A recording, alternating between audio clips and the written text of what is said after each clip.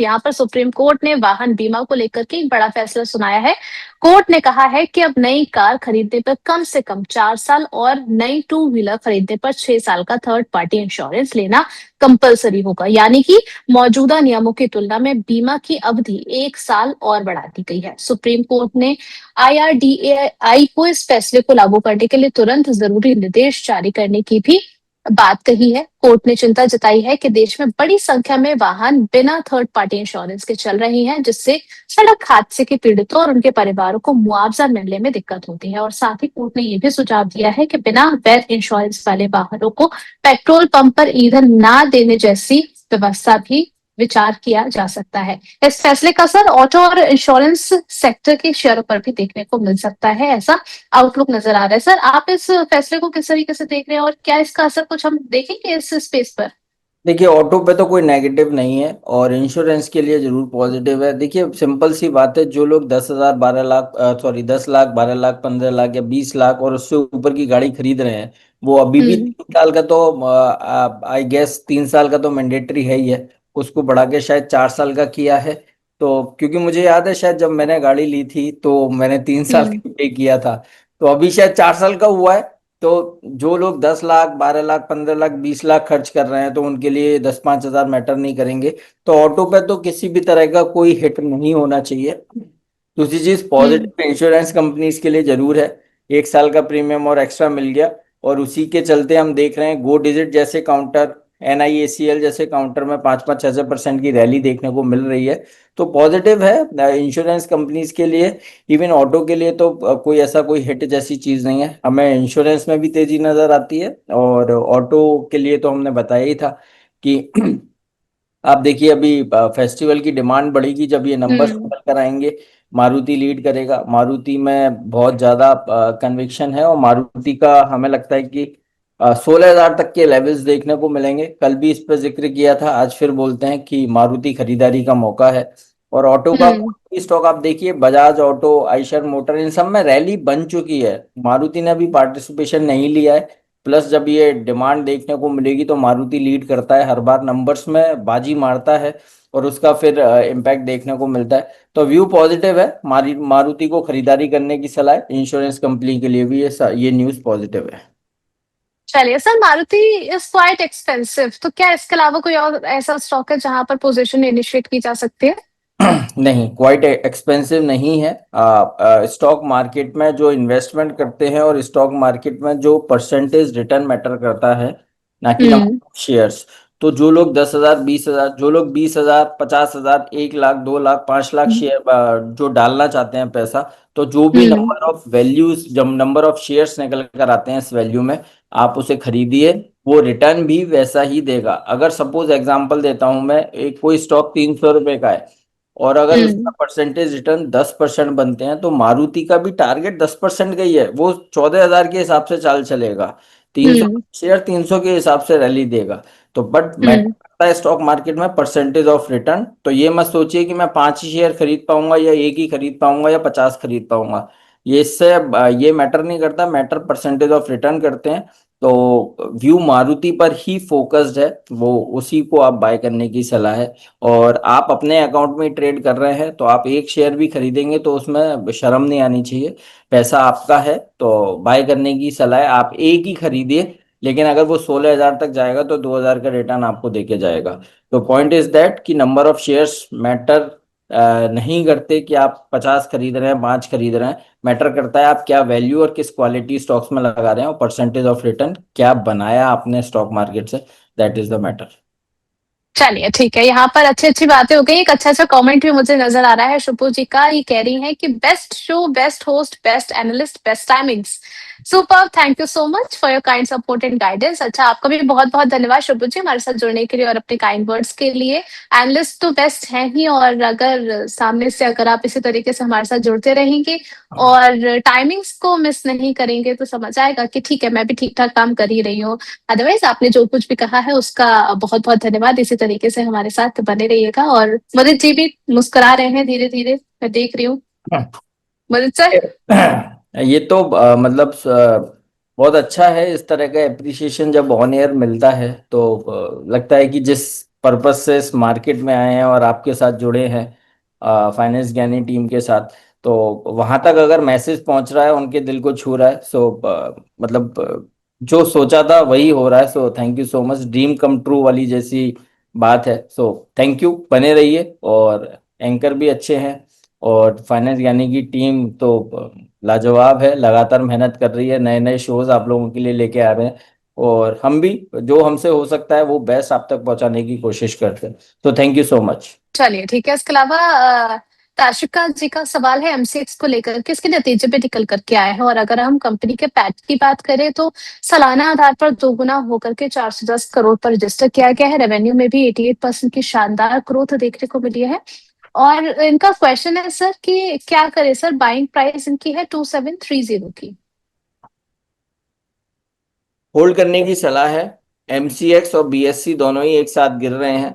तो अभी हम्म। क्या है ना, बीच में क्या हुआ था, जब मार्केट में करेक्शन था और बीएससी और एमसीएक्स में बहुत ताबड़तोड़ रैली थी, तो अब क्या हो रहा है, अब अपोजिट हो रहा है। निफ्टी और बैंक निफ्टी में तेजी देखने को मिल रही है, तो बीएससी और एमसीएक्स में करेक्शन बन रही है।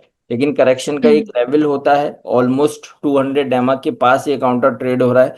तो बहुत ज्यादा एक्सपेक्टेशन नहीं है कि और करेक्शन यहाँ से देखने को मिले। तो ये एक अपॉर्चुनिटी है, आपके पास है, और आपकी पॉकेट अलाउ करती है, तो आप कॉस्ट को एवरेज करके चलिए। और हमें लगता है कि हम्म। एक अच्छा बाउंस बैक आ सकता है, 2900 2900 तक के अपसाइड मूव बना सकता है। तो बाय एंड होल्ड करके चल सकते हैं।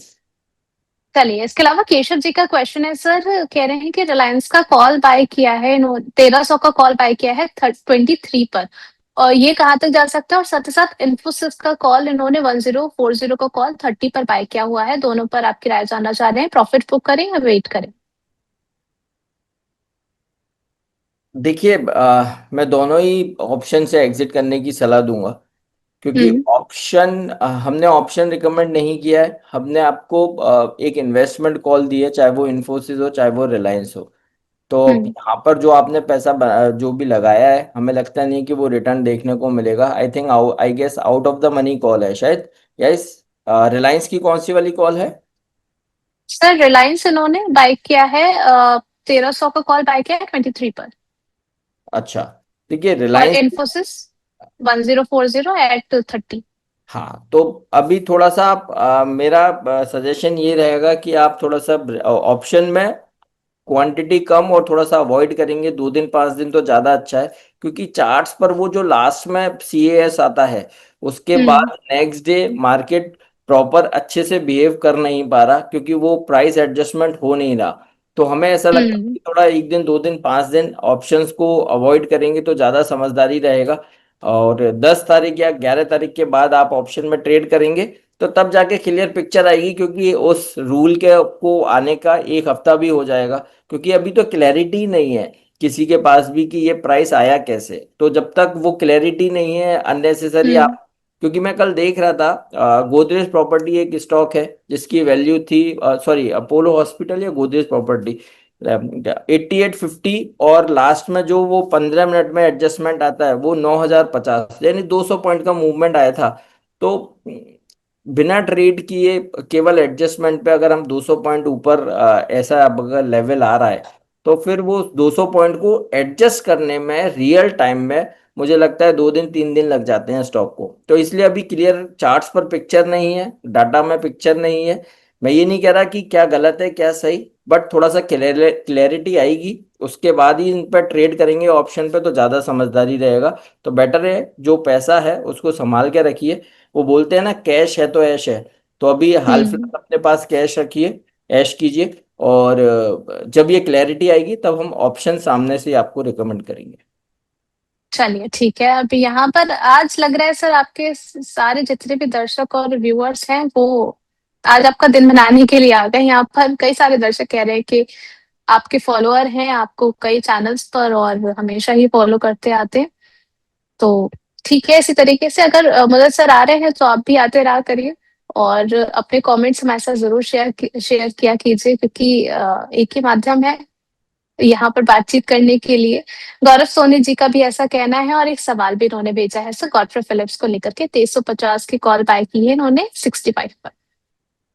देखिए अगेन वही ऑप्शन का क्वेश्चन है, और 2350 की कॉल है। मैं यहाँ पर एग्जिट करने की सलाह दे रहा हूँ। दो चीज है, एक तो चार्ट्स में थोड़ा सा रिवर्सल आ रहा है, ऑल्दो हो सकता है कि आज ड्यूरिंग द डे कुछ बाउंस बैक आ जाए, बट स्टिल एक बार थोड़ा सा अवॉइड कीजिए ऑप्शंस को, ऑप्शन ट्रेडिंग ही अवॉइड कीजिए। हम भी, ऐसा नहीं है कि हम पूरी तरह से अवॉइड कर रहे हैं, अपने क्लाइंट्स को दे रहे हैं, दिन में एक ही कॉल देते हैं, और आप विश्वास नहीं करेंगी 10-11 बजे तक एक कॉल देते हैं और 1 बजे तक उसको खत्म कर देते हैं। उस ड्यूरेशन में ही हम यूज कर रहे हैं, और अगर नहीं भी आता है तो 3 बजे तक तो लेके ही नहीं जाते, क्योंकि पता नहीं होता कि किस तरह का मूव देखने को मिलेगा।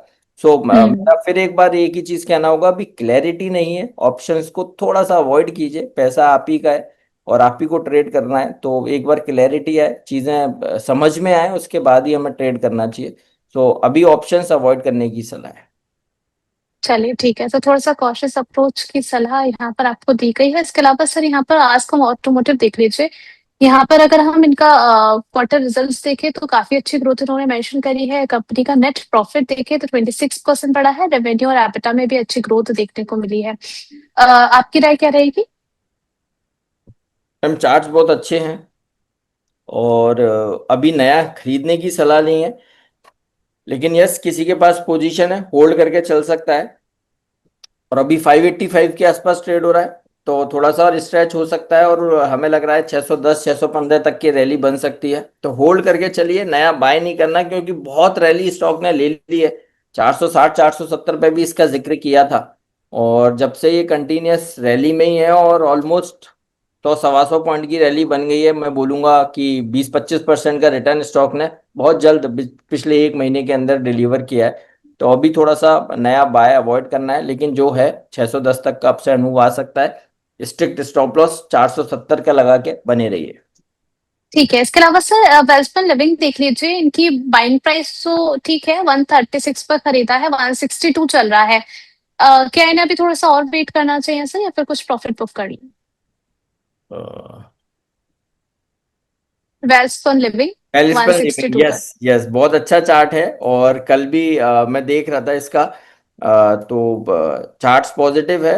162 163 के आसपास है, रैली बन सकती है। फॉलिंग ट्रेंड लाइन का ब्रेकआउट कल ही दे दिया है, आज फॉलो अप बाइंग है, तो अपसाइड मूव बन सकता है। 170 तक के अपसाइड मूव दिखा सकता है, होल्ड करने की सलाह है। स्टॉप लॉस रहेगा 158 का।